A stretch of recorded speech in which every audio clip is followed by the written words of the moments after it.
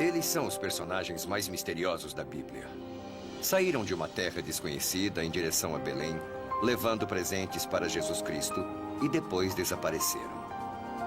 Eles foram os primeiros peregrinos cristãos, mas não sabemos de onde vieram nem para onde foram depois. Os três reis magos são um dos maiores mistérios da Bíblia.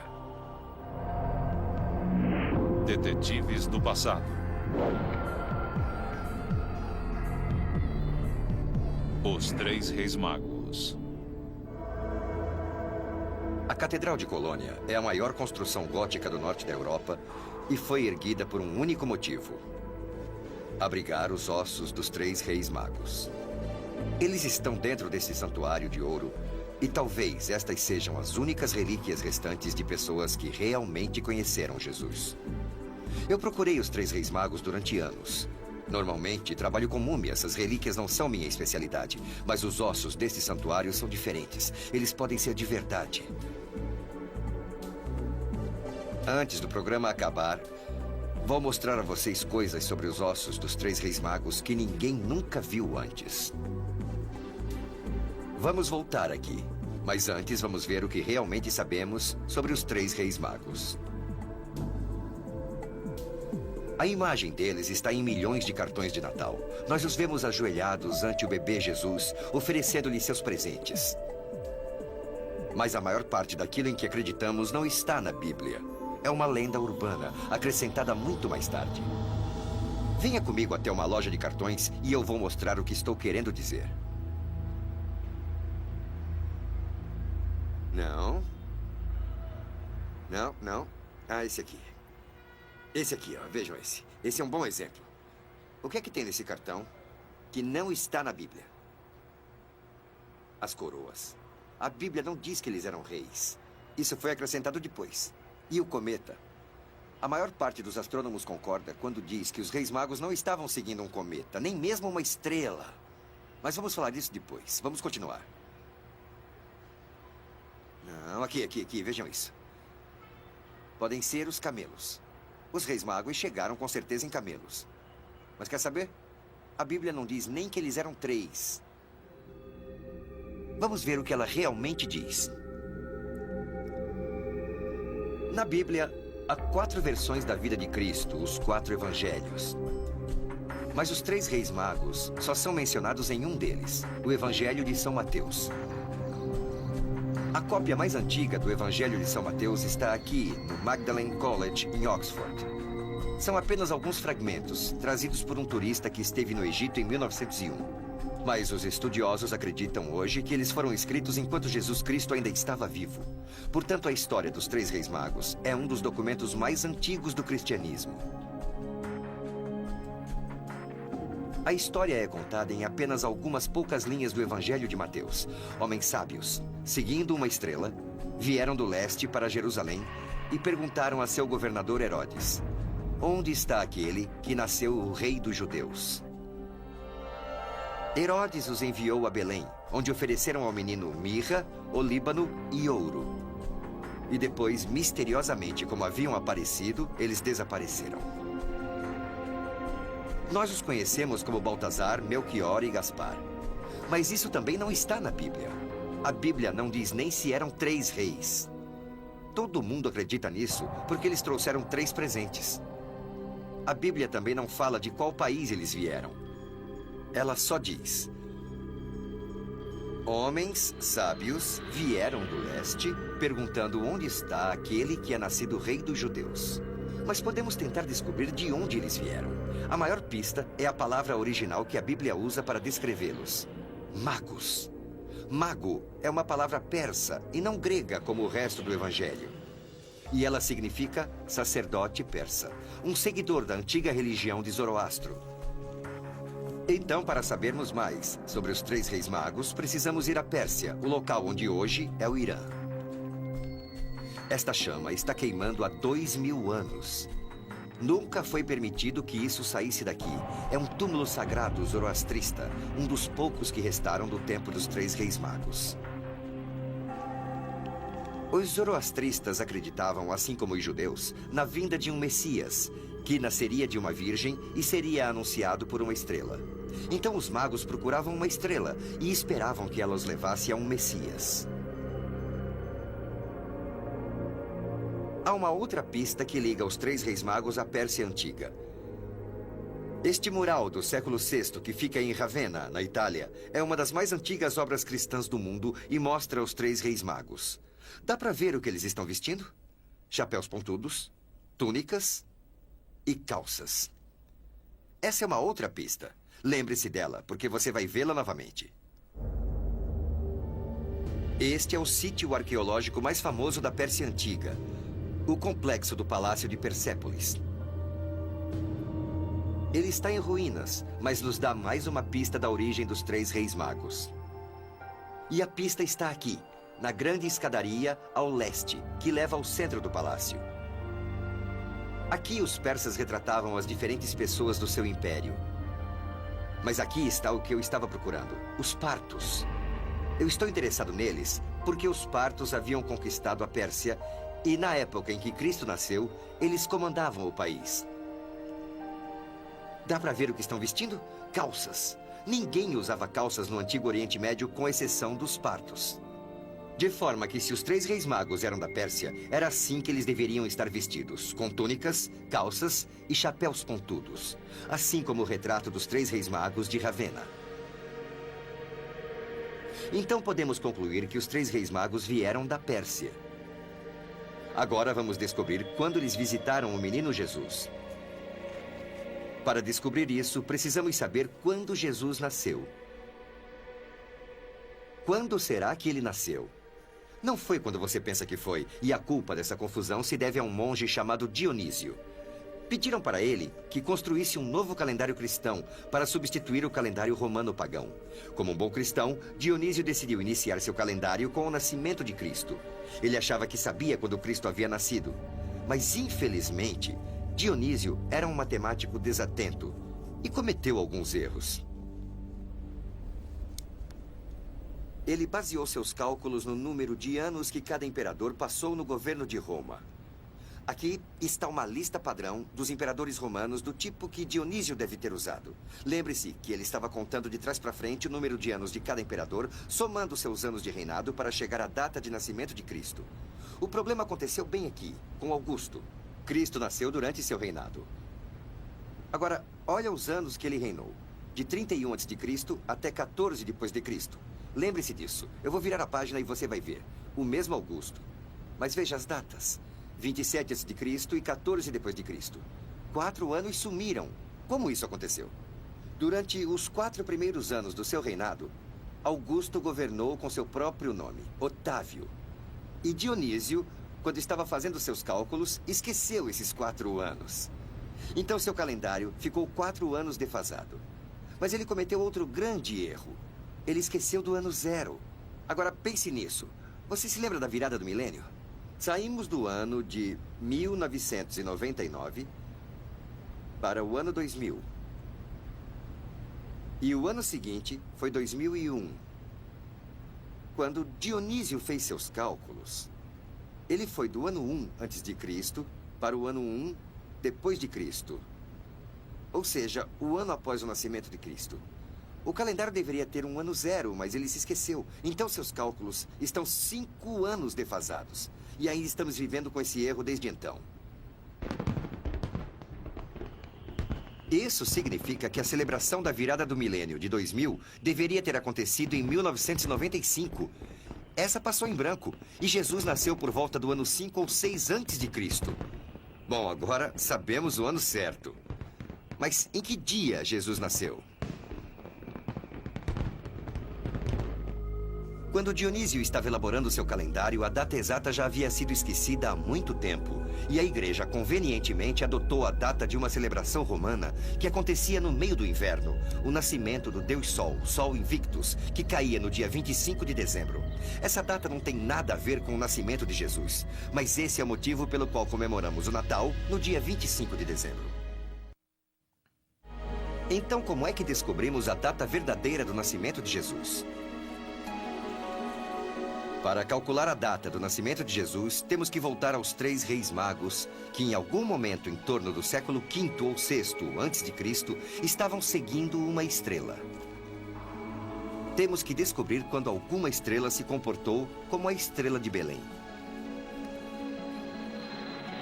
Lembra-se do que diz a Bíblia? Nossos 3 magos do Oriente viram uma estrela anunciando o nascimento de Cristo, o que os levou à corte de Herodes em Jerusalém. Agora, se conseguirmos descobrir quando, entre os séculos V e VI a.C., uma estrela dessas apareceu, podemos descobrir a data do nascimento de Jesus. A Bíblia nos conta que a estrela não era visível a eles todo o tempo. Ela reaparece quando eles saem de Jerusalém e vão para a cidade de Belém, poucos quilômetros ao sul.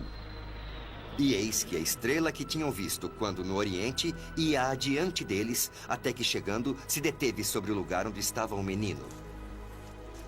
Então a estrela que estamos procurando levou os 3 reis magos da Pérsia Antiga para Jerusalém e depois desapareceu para reaparecer novamente no sul, levando os reis até Belém. Que tipo de estrela poderia fazer isso? Durante séculos, as pessoas tentaram descobrir o que havia guiado os 3 reis magos, mas ninguém havia conseguido uma teoria que se encaixasse com a descrição da Bíblia. Até agora. Deixe-me apresentar o homem que solucionou o problema. A solução para o mistério da estrela de Belém começa com esta moeda. Ela é romana e mostra um carneiro olhando para uma estrela e intrigou o professor Michael Molnar. Ele é o da direita, um astrônomo da Universidade de Rutgers que seguiu a trilha dos 3 reis magos. Hoje o professor Molnar não é apenas astrônomo, mas um especialista em astrologia antiga que sustenta a ideia de que a posição das estrelas e dos planetas influencia a atividade humana aqui na Terra. O professor Molnar sabia que os astrólogos antigos associavam o signo de Áries, o carneiro, com a Judéia. Esta moeda o fez pensar: qual será o evento no céu que aconteceu sob o signo de Áries que os 3 reis magos podem ter visto? Você pode me mostrar o que os 3 reis magos teriam visto no céu? Claro, Bob, claro. Para entender a estrela de Belém, precisamos pensar como um astrólogo de 2000 anos atrás. Este programa pode nos levar de volta no tempo. E aqui dá para ver que entre as estrelas nascendo no leste temos Vênus. Essa aqui é Vênus? Isso mesmo. Tá bom, e depois Saturno. Sei. E bem aqui, onde nós não podemos nem ver, é a Lua, que está muito próxima do Sol. Vamos parar neste ponto aqui e nós temos Júpiter. Esse aqui é Júpiter? Júpiter. A peça-chave aqui é Júpiter, porque naquela época Júpiter era a estrela régia, a estrela dos novos reis. Então Júpiter era a estrela régia, mas era um planeta. E eles enxergavam como se fosse uma estrela e determinava a realeza quando um rei nascia. Exato, é isso mesmo, Bob. Agora eu vou lhe mostrar onde isso aconteceu. Foi entre as estrelas de Áries, o carneiro. Esta é a chave, é a grande chave para toda a interpretação. Este foi o primeiro dia que ele apareceu no leste como uma estrela da manhã. Para os astrólogos, isso indicava que Júpiter estava na força máxima para a criação de um novo rei. Por causa desse ponto, vemos que Júpiter está em Áries, e isso quer dizer que o rei vai nascer na Judéia. É isso. Então eles foram até o rei Herodes para descobrir onde, em qual cidade esse Messias iria nascer. O professor Molnar descobriu uma coisa que ninguém havia percebido em 2000 anos. Na época do nascimento de Cristo, aconteceu um evento absolutamente único no céu. Mas você tem que ser um astrólogo muito habilidoso para saber disso. Os sinais dizem que o Rei dos Reis iria nascer na Judéia. E Molnar chegou, inclusive, à data. 17 de abril do século VI a.C., a mesma época que os estudiosos acreditam que Jesus nasceu. Mas será que há alguma coisa na Bíblia que dá apoio à data do professor Molnar? Eu acho que sim. A nossa teoria sugere que Jesus nasceu em abril, mas precisamos de mais indícios. A nossa pista é o que a Bíblia diz sobre os pastores. Eles estavam vigiando os rebanhos à noite. Esta é uma pista da época do ano em que Jesus nasceu.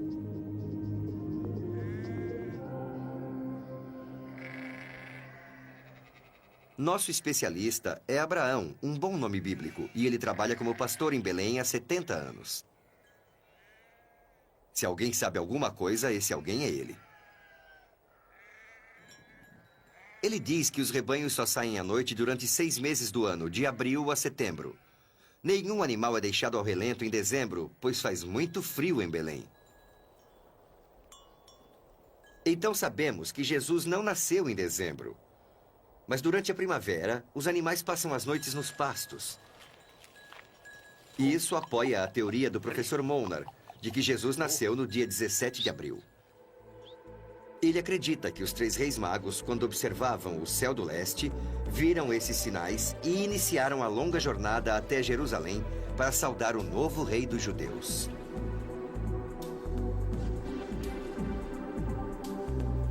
Ir da Pérsia a Jerusalém 2000 anos atrás era uma grande empreitada.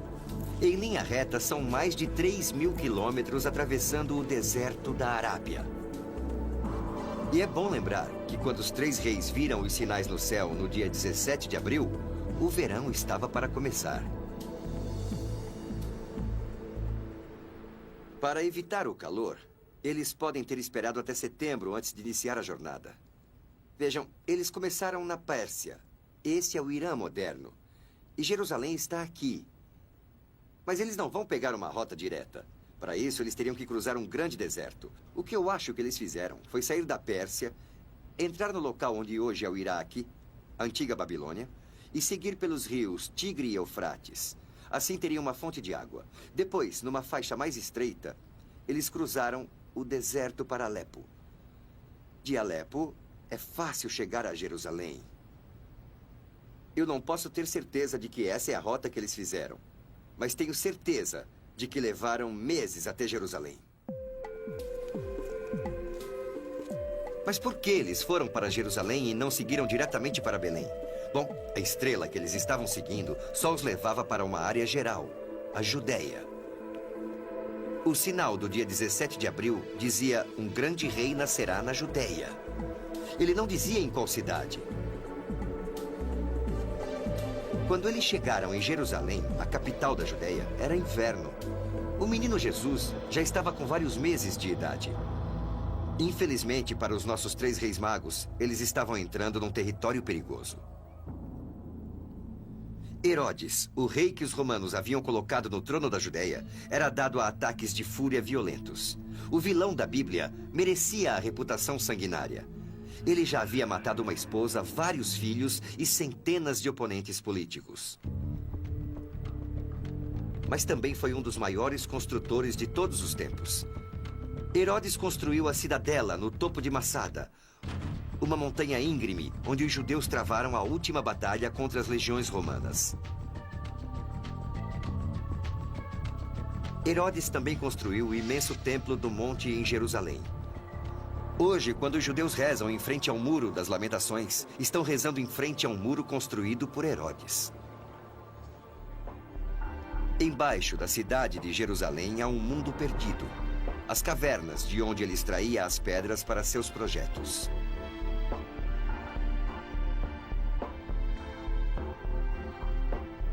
Centenas de pedreiros trabalharam com a luz de lâmpadas a óleo, cortando blocos para o Muro das Lamentações e o segundo templo que ele rodeia.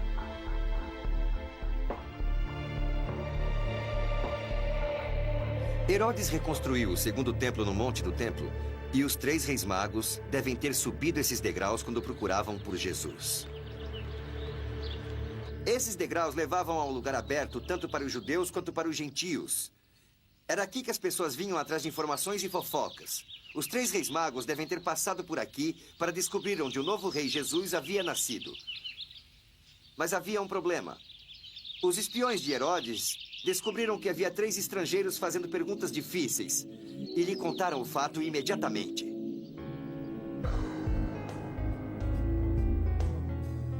No outono do século VI a.C., quando os 3 reis magos estavam em Jerusalém, Herodes não andava muito feliz. Ele estava com várias doenças e sentia uma dor constante.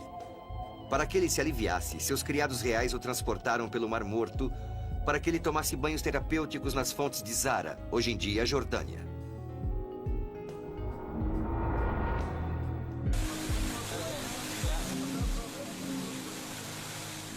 Herodes sofria de uma doença crônica dos rins e gangrena dos genitais.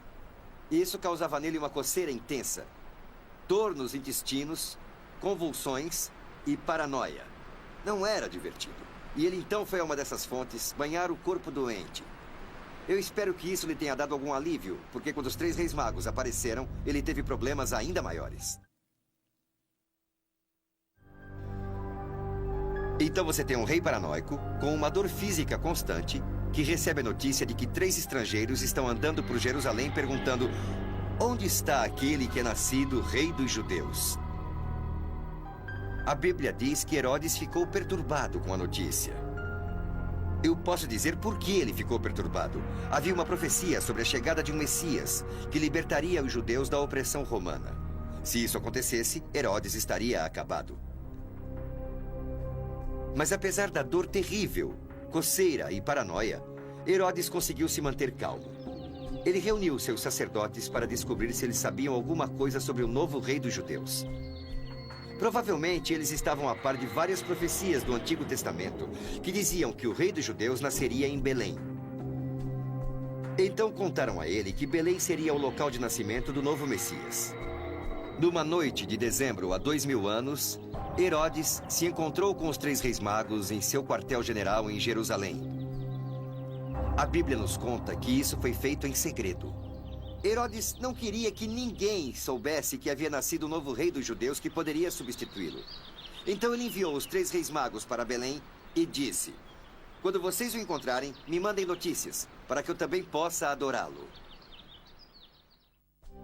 Herodes não queria adorar o novo rei, mas sabia que se ele enviasse seus soldados, a criança seria escondida. Herodes estava usando os 3 reis magos para seus próprios fins. Provavelmente preocupados com os violentos ataques de fúria de Herodes, os 3 reis magos foram embora imediatamente, viajando à noite por ruas onde fica hoje a parte armênia de Jerusalém. Era uma viagem de 8 quilômetros dali até Belém e, mais uma vez, a Bíblia conta que eles viram uma estrela. O Evangelho de São Mateus nos conta: a estrela que tinham visto quando no ocidente ia adiante deles, até que chegando, se deteve sobre o lugar onde estava o menino. Durante séculos, as pessoas se perguntaram o que aquilo queria dizer. Mas hoje nós sabemos. Lembre-se que, antes de tudo, foi uma configuração astrológica única que levou os 3 reis magos para Jerusalém. E agora parecia que uma estrela estava fazendo algo bastante impossível novamente, guiando os 3 reis magos até Belém. O que poderia ser isso? Vamos perguntar ao nosso especialista, o professor Molnar. Mike, temos os 3 reis magos em Jerusalém. O que eles podiam estar seguindo quando foram de Jerusalém para Belém? Bom, vamos dar mais uma olhada no programa e vamos ver qual foi o movimento de Júpiter desde o dia 17 de abril do século VI a.C., quando ele estava no leste, até dezembro. Agora vamos acelerar o tempo e ver o que acontece com Júpiter. Certo, ele está se movimentando. Ele para e volta. Isso. Ele vai para trás. É isso exatamente. Ele fez esse caminho no céu. E a maneira que os astrólogos descrevem isso é dizendo que Júpiter foi adiante, foi para frente. Agora, há uma ligação interessante na Bíblia, porque os registros bíblicos dizem que a estrela foi adiante deles. Então o professor Molnar consegue explicar o que ia adiante deles significa na Bíblia. Mas será que ele consegue explicar o se deteve sobre o lugar onde estava o menino? Agora veja o céu como ele era visto de Jerusalém. Lá está Júpiter. Certo. E embaixo, nesta direção, fica Belém. Certo. E adivinhe entre qual constelação está Júpiter? Em Áries, o Carneiro. Áries, o Carneiro, exatamente. Então, para os astrólogos, o céu estava se movendo, mas Júpiter, a estrela régia, não estava se movendo. Júpiter não estava se movendo entre as estrelas, estava parado. As estrelas se movimentam, o céu se movimenta. Mas Júpiter se deteve sobre Belém. Então tudo tem a ver com Júpiter. Exatamente, Bob. A estrela de Belém era Júpiter. A teoria dele é a única que explica tudo. Primeiro, ela explica como Júpiter e os sinais astrológicos levaram os 3 reis magos a Jerusalém. Depois, ela explica como Júpiter guiou os 3 reis até Belém e nos deu, inclusive, a data do acontecimento. 19 de dezembro do século VI a.C. O conhecimento de astrologia antiga do professor Molnar resolveu um mistério de 2000 anos. Inacreditavelmente, hoje em dia, ainda podemos encontrar o local exato onde os três reis magos viram a estrela sobre Belém. Estou seguindo a rota que vai de Jerusalém a Belém. E nos primeiros quilômetros, a gente não consegue enxergar a cidade. Mas quando a gente sobe esta colina, vê que ela ainda está lá. Foi aqui que os três reis magos viram a estrela que os levou ao seu objetivo, Belém. Então a estrela os levou até Belém no dia 19 de dezembro do século VI a.C. Isso significa que Jesus já estava com 8 meses de idade. Mas onde será que eles encontraram a Sagrada Família?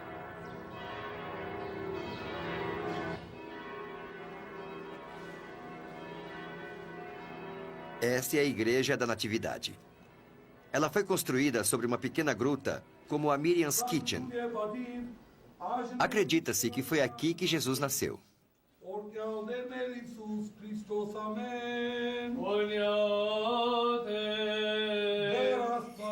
Ninguém pode ter certeza de que este é o ponto exato, mas o local foi reconhecido como lugar do nascimento de Jesus apenas 160 anos após sua morte.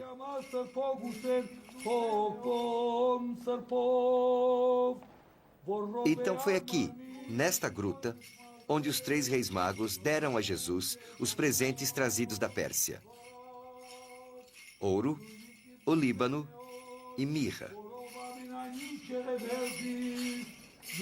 Mas por que esses três presentes? O ouro é fácil de entender. Ele é o metal mais precioso da terra, um presente óbvio para ser levado pelos três reis magos.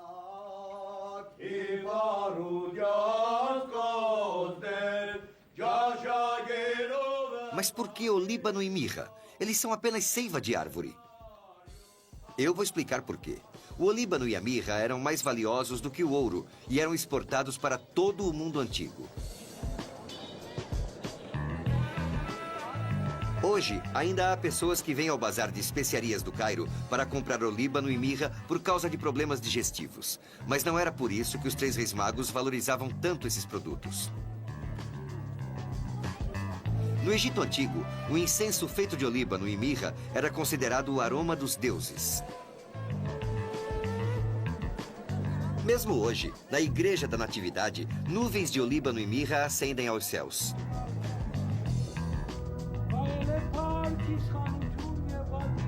Que presente seria mais apropriado para um novo Messias?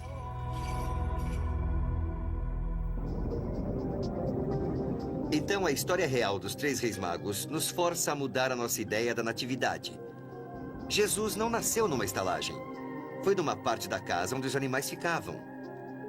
O menino Jesus está bem numa manjedoura, mas os três reis magos não estavam lá no nascimento. Quando eles chegaram a Belém, Jesus não era um recém-nascido. Ele já estava praticamente engatinhando. Mas os pastores, tudo bem, eles poderiam estar lá. Também temos que desistir da ideia de que o nascimento aconteceu no dia 25 de dezembro. Provavelmente Jesus nasceu no dia 17 de abril. Mas eu não acho que vamos mudar o Natal por causa disso. Então agora é hora dos três reis magos voltarem para casa. Mas e o pedido de Herodes para que eles o informassem da localização exata de Jesus?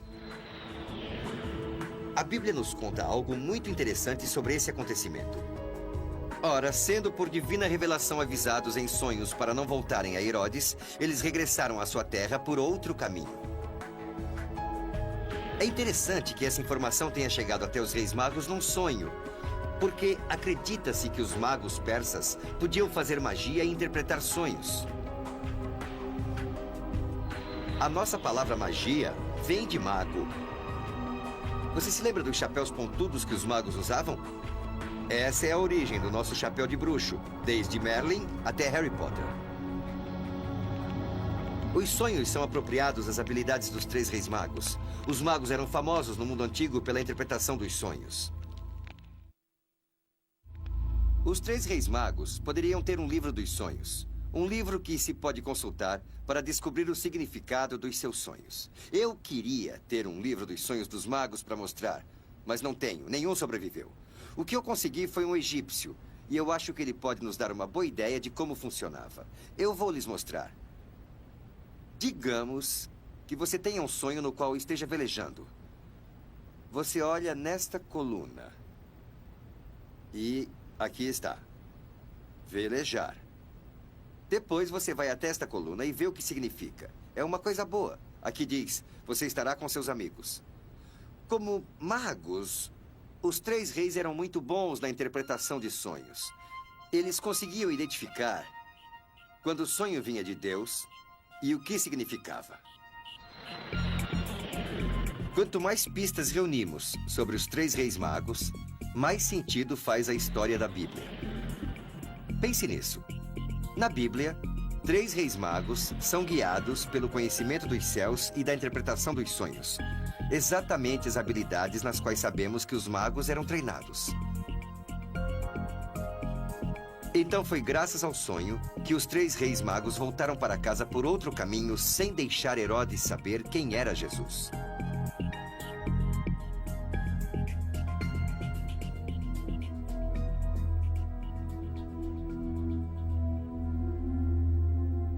A Bíblia nos conta que Herodes mandou matar todos os meninos de até 2 anos que havia em Belém.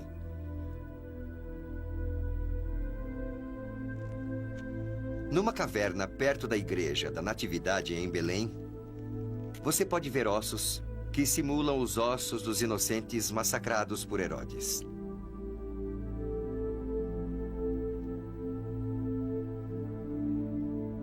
Mas por que as crianças de até 2 anos de idade?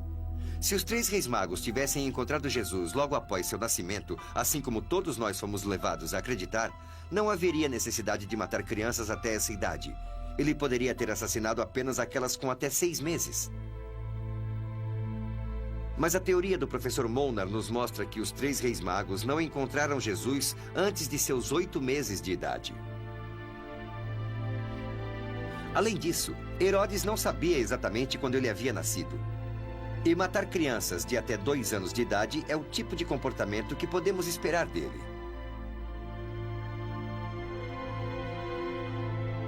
É um lugar muito tocante, mas não sabemos quantos anos esses ossos têm. Se você observar atentamente, dá para ver que muitos são de adultos. Há ossos longos e crânios grandes e desenvolvidos demais para serem de criancinhas. Mas como foi que Jesus escapou? José e Maria, alertados do plano selvagem de Herodes, fugiram para o Egito. Pode ser até que eles tivessem levado Jesus, que já não era mais bebê, para visitar as pirâmides e a esfinge. Até os dias de hoje, há peregrinos que vão visitar uma árvore que há no Cairo porque acreditam que ela marca o ponto onde a Sagrada Família parou para descansar. E há uma história que apoia essa ideia. 3 anos antes do nascimento de Jesus, Cleópatra, a rainha do Egito, importou as famosas árvores de Galaad, da Judéia, para essa área do Cairo. É provável que ela também tenha trazido jardineiros da Judéia para cuidar dessas árvores. E 30 anos depois, quando Maria, José e Jesus fugiram para o Egito, foram para a comunidade de seus compatriotas. 2 anos depois, quando Herodes morreu, eles voltaram para casa. É aqui que a Bíblia termina a história dos três reis magos. Vamos dar uma olhada no mosaico do século VI de Ravenna. Lembre-se de que foi lá que vimos os três reis magos com chapéus pontudos e calças. Olhe atentamente para seus rostos. Um tem uma barba branca, ele é velho. Outro tem a barba negra, é um adulto. E o mais jovem não tem nenhuma barba. No século VI, havia uma tradição que dizia que os três reis magos tinham idades diferentes. Há outra tradição que diz que eles foram enterrados juntos. E eles ainda podem estar juntos, mas num lugar absolutamente inesperado. A última parada da nossa inacreditável jornada dos três reis magos é um lugar onde ninguém poderia imaginar. Colônia, na Alemanha. E quase tão impressionante quanto esta jornada é a catedral construída para abrigar seus restos mortais. Você está vendo isso? Não é uma cruz tradicional. É uma estrela. a estrela que os três reis magos seguiram. Estas paredes protegem o que pode ser a relíquia mais sagrada de toda a cristandade: os ossos dos três reis magos. Pode ser que seus restos estejam aqui há mais de 8 séculos. Este é um dos maiores tesouros medievais do mundo. Não há nada igual. Uma obra de arte religiosa incrivelmente forte que domina a catedral. Mas o que há aqui dentro pode ser ainda mais incrível. Dá para ver o painel no alto? Ele é removível. E atrás dele estão os crânios dos três reis magos.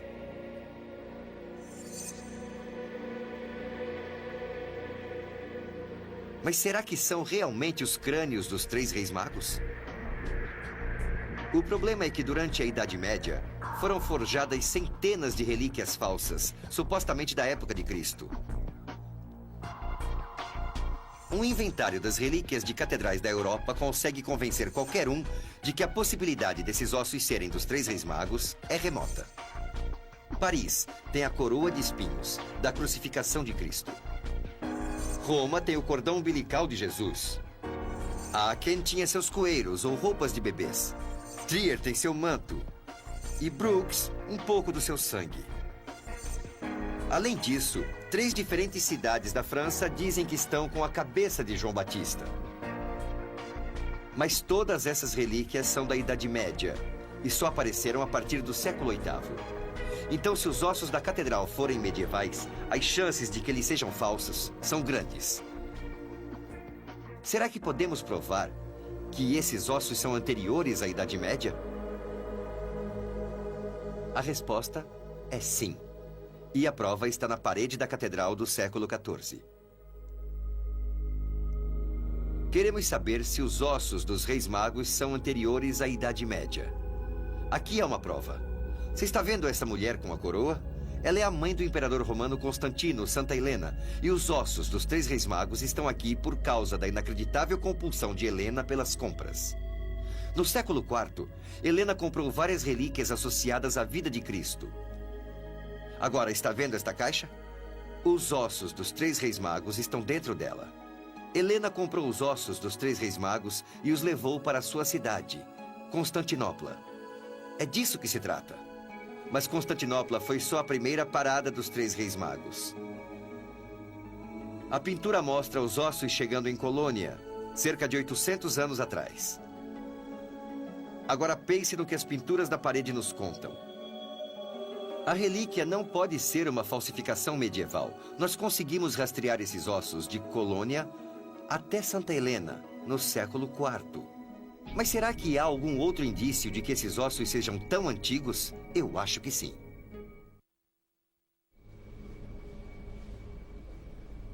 A nossa próxima pista é o tecido que envolvia os ossos dos três reis magos. Dá para ver esses 2 pequenos fragmentos roxos? Essa tinta veio da Fenícia, a área à direita no Oriente Médio. Ela não foi feita na Europa. E a tecelagem é da Síria, do século II ou III depois de Cristo. Antiga demais para ser uma falsificação medieval. Ainda estamos no jogo. Pode ser que os ossos sejam verdadeiros. O tecido está bom, mas a minha especialidade são as múmias, e eu adoraria colocar as mãos nos ossos. No entanto, faz séculos que ninguém tem permissão para examinar esses ossos. Só que eu tenho um plano B. Eu tenho a única foto dos crânios por trás deste painel. Vamos lá! Pronto! Ah! Vamos lá! Vai! Na minha universidade, CW Post, temos um ótimo departamento de tecnologia da informação. É difícil, mas vamos ver se dá para conseguir alguma coisa com essa foto. Oi, Trish. Oi, Bob, tudo bem? Tudo. Tá aqui o disco. Se você conseguir colocar e pegar a imagem, eu mostro o que eu quero. Ah, tá bem. Eu acho que a imagem tá bem clara. Deve funcionar. Deixa eu mostrar. Tá, aqui está a Olha, aqui é o relicário e dentro estão os corpos dos três reis magos. Estamos procurando a parte de trás dos crânios. Eu só estou interessado nos crânios. Tá, só esta área aqui? É, só os crânios. As coroas também são boas, seria perfeito. Agora, vamos ver como é que isso vai parecer.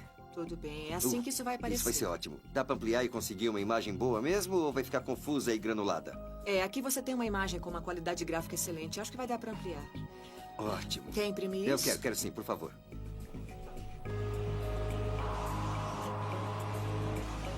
Tá soltando. Tá vindo, é isso aí.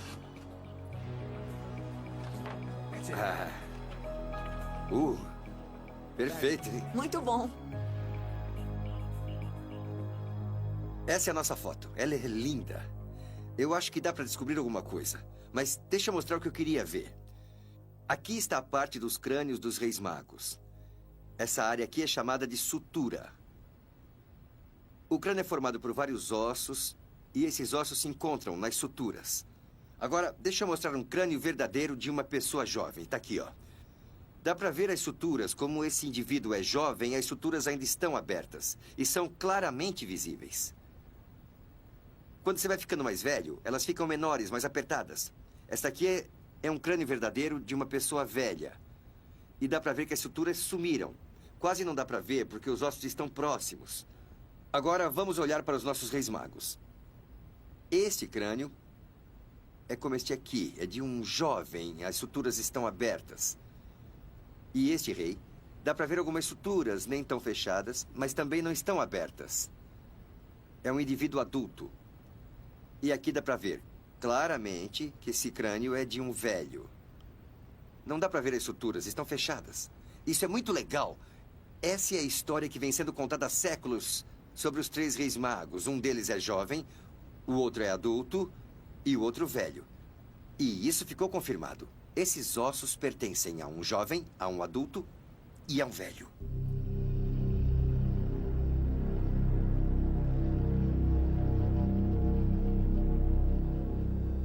Para mim, procurar os três reis magos foi uma experiência fascinante.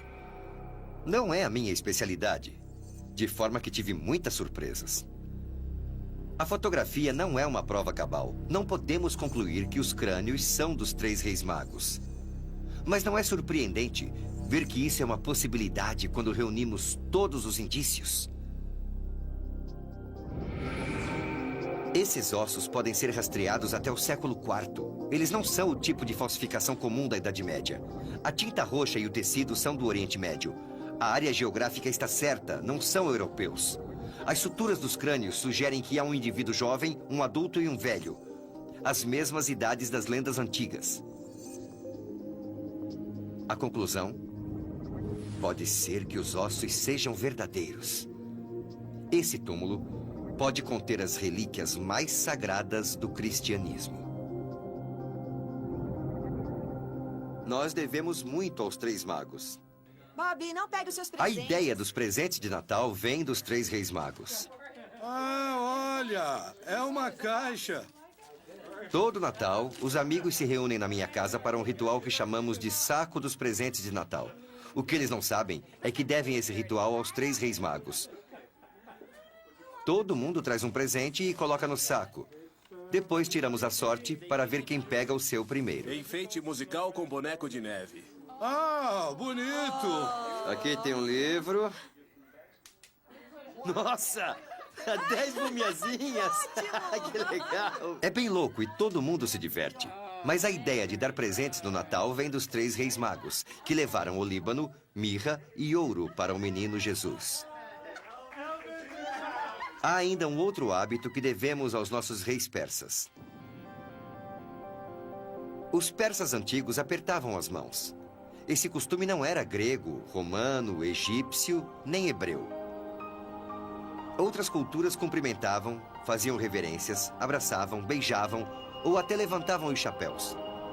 Mas um aperto de mão é um gesto de amizade e honestidade persa. Então, todas as vezes que você apertar a mão de alguém, pense nos três reis magos e em sua extraordinária jornada. Versão brasileira, DPN Santos.